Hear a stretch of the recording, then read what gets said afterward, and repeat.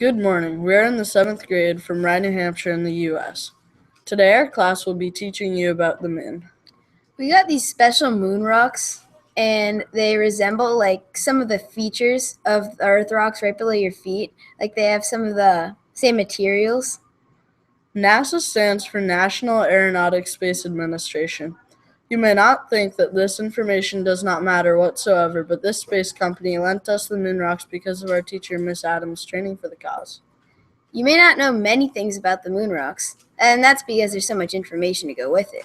But after you hear some facts about each category, like the size of the moon, you will know much more about it. At the end of this broadcast, you'll be experts about the moon. So let's get started. We're going to hand it off to the next group.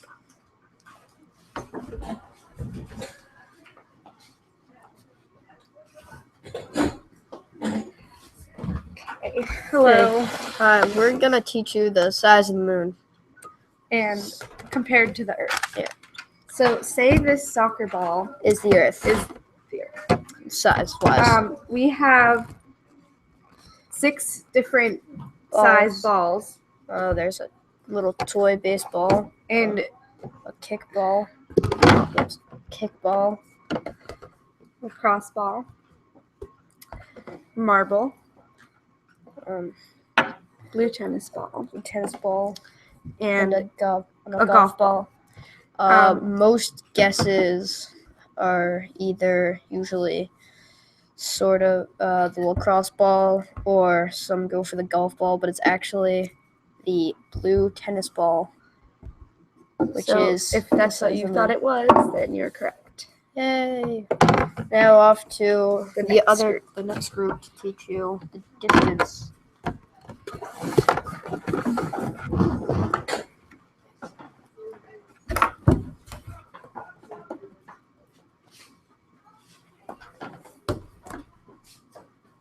If the soccer ball is the Earth and the tennis ball is the moon, they're pretty far apart, like in scale.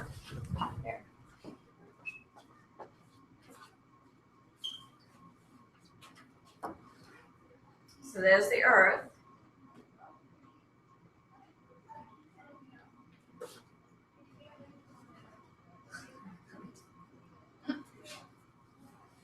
And there's the moon. So they're pretty big distance. Okay, thank you.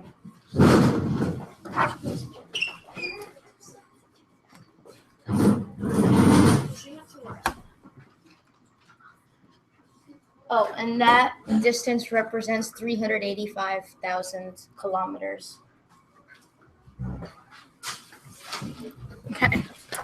So the moon rocks, how most people think the moon rocks are this size, so a couple inches, but they're really, really, really small, like really small. They're like less than my fingernail, and that is because they can't fit much rocks into the space shuttle or spaceship when they come back because it's very small. And they put it in this plastic disc to protect them so they don't like get lost or they don't break. And yeah. Okay. So let's start off with anorthosite. How's that?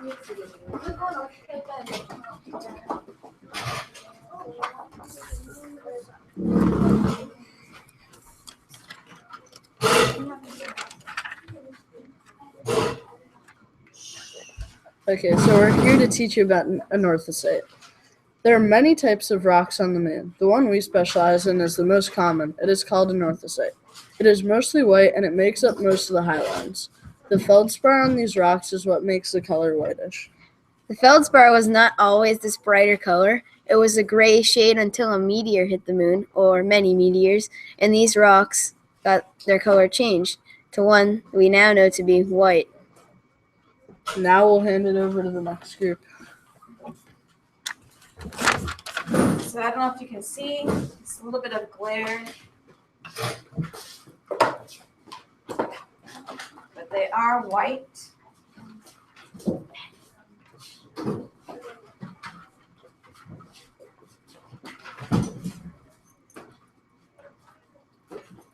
So then let's head to Breccia.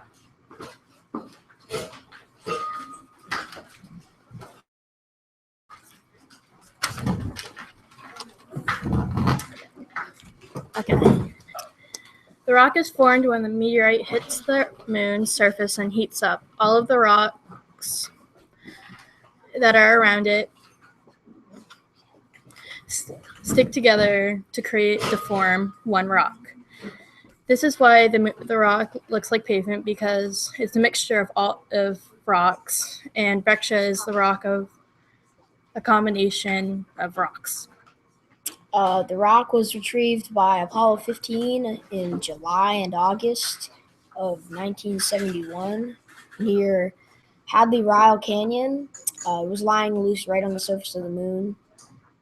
The crew on Apollo 15 was David R. Scott, James B. Arwin, and Alfred M. Worden Jr.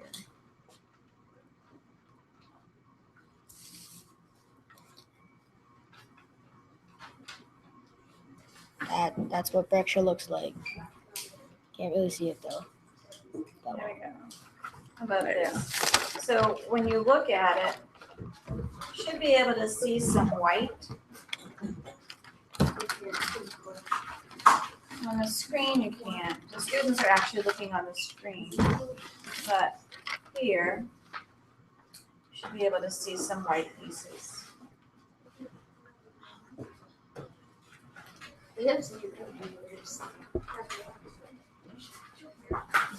Okay, and then we'll do basalt.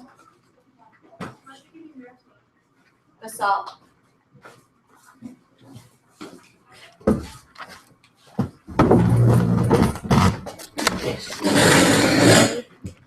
Basalt is a moon rock that forms when lava flows onto the surface of the moon and cools and crystallizes.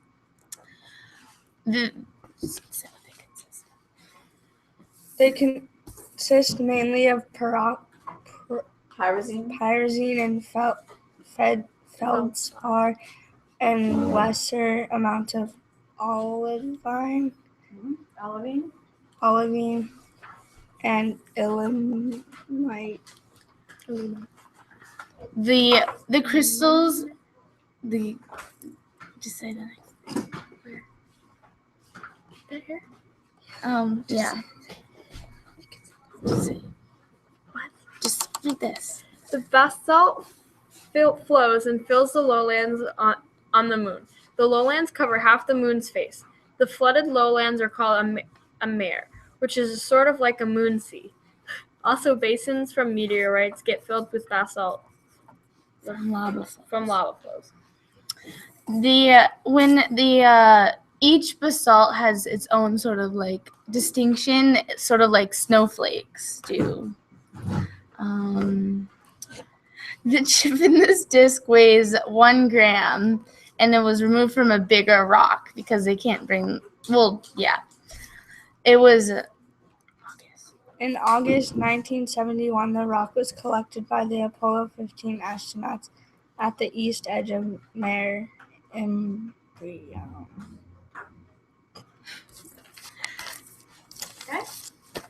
Thank you. All right, we're going to switch over to the soils. So highland soil. And we're going to change, and we're going to go to this position. So, and we're going to switch over, turn the light on, so the microscope.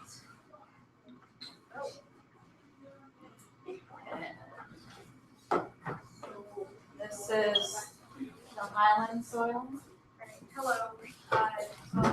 Highland soil was first collected by Apollo 16 astronauts. It's made up of 4 basic mineral compounds: olivine, iron, anorthosite, and feldspar, which is cemented together by black glass, which causes heating pressure. Up here, you see the lighter, like the glass like stuff, that's the feldspar, crystal feldspar. And then the dark color is the salt, and then in these darker regions sort of there's iron, there's red iron. Highland soil is basically just the crust of the moon.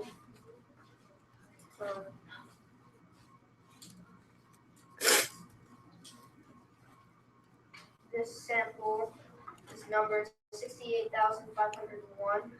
It's an 825 gram sample. And that's about all of Highland soil. So you can definitely see a lot of white clear because the highlands are definitely white. All right, we're going to go to mare soil.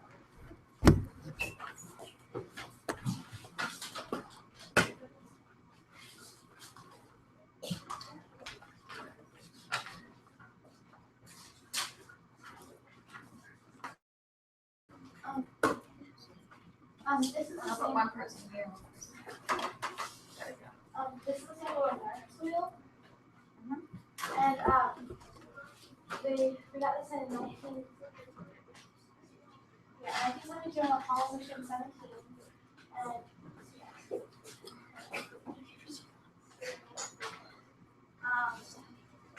Mars soil is created in dark spots on the moon called Mars.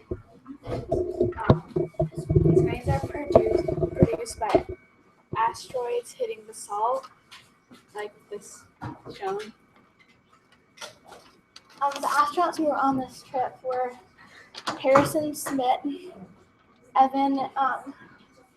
Ronald Evans, and Eugene Cernan.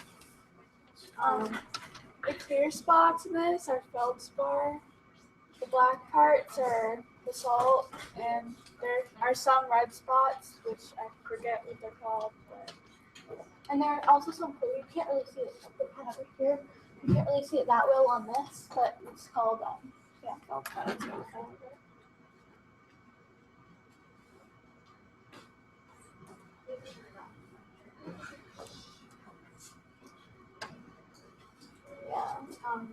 The colors of this is black. There's some brown, clear, and red. And if you look closely to the disc, you can kind of see little things of yellow, almost yellow. And even though it is said mare soil, it actually doesn't have anything to do with female horse. So what is a mare? Mare. A female horse? No.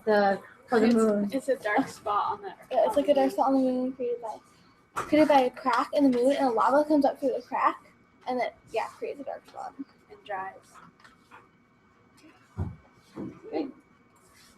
All right, and then we'll go to orange soil.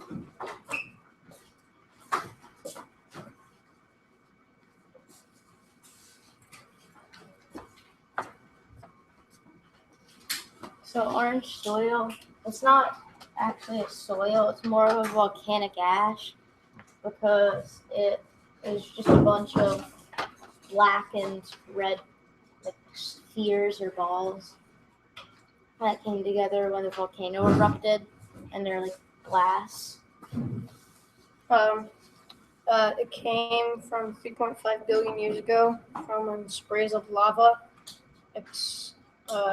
expelled by escaping gas a volcano to form liquid droplets, and they would turn into little ball shaped sphere shapes. You can see this one there, this one there.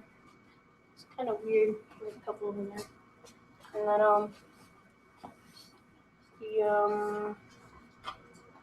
can't see the red too well though. Yeah, and the Apollo 17 astronauts discovered the sample. And its number was 74,220 in December 1972.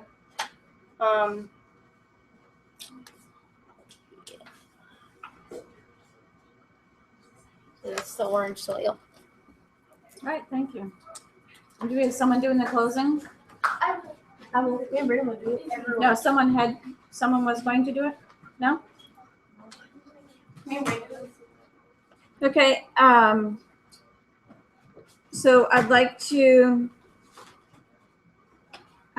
thank Earth Bridges for allowing us to, excuse me, to stream on this website. And again, this is our lunar sample that we have, number 83. And we'd like to thank NASA for allowing us to have these.